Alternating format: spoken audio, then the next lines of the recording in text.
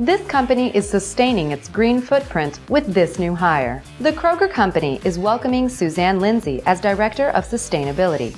As part of her responsibilities, Ms. Lindsay will direct the company's internal sustainability initiatives and will be in charge of the company's sustainability leadership team. She brings a repertoire of experience to her new role, previously creating and leading sustainability initiatives at PetSmart and also working in real estate, development, and civil engineering.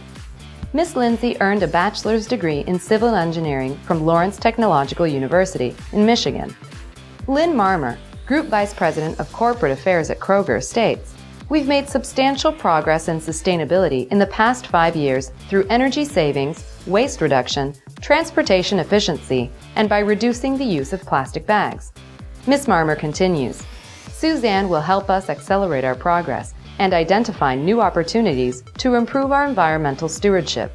We are pleased that she's joining the Kroger family." Congratulations, Ms. Lindsay, on your bright green future. And now you know.